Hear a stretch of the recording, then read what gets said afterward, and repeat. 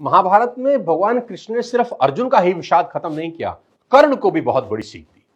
महाभारत में कर्ण भी भगवान कृष्ण को अपनी व्यथा सुना रहे हैं कि मेरी मां ने मुझे जन्म देते ही त्याग दिया, आचार्य द्रोण ने मुझे शिक्षा देने से मना कर दिया क्योंकि उनकी नजर में मैं क्षत्रिय नहीं था। द्रौपदी के स्वयंवर में मुझे अपमानित किया गया कि मैं राज परिवार का हिस्सा नहीं हूं। मुझे पूरे जीवन अपमान का घूंट पीना पड़ा। कर्ण पूछते हैं, केशव मेरा क्या अपराध था? भगवान कृष्ण जो कर्ण को जवाब देते हैं, मुझे ऐसा लगता है कि यह जवाब 1000 करोड़ टीचिंग के बराबर है।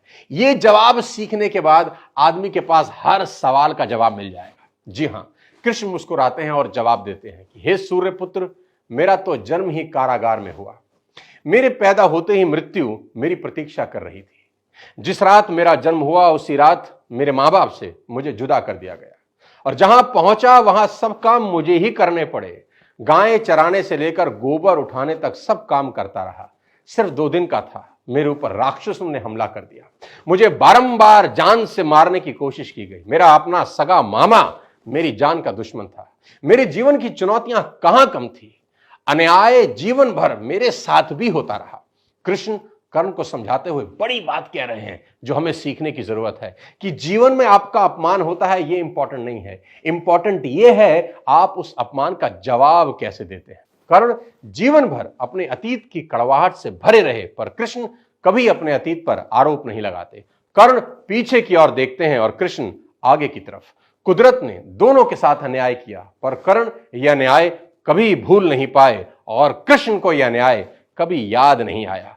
एक ने अपने आप को क्रोध के विष से भर लिया और हीन भावना से भर लिया, और दूसरे ने स्वीकृति के अमृत से। दोनों में अगर कोई अंतर था तो वो एक्सेप्टेंस का था। कृष्ण ने हंसकर अपनी नियति स्वीकार कर ली और कर्ण कभी अपनी नियति स्वीकार नहीं कर सके, और परिणाम में कर्ण अधर्म के पक्ष में लड़ते हुए अकाल मृत्यु को प्राप्त हुए। परिस्थितियों का चक्र चलता रहेगा। कई बार लगता है कि भाग्य ने धोखा दे दिया।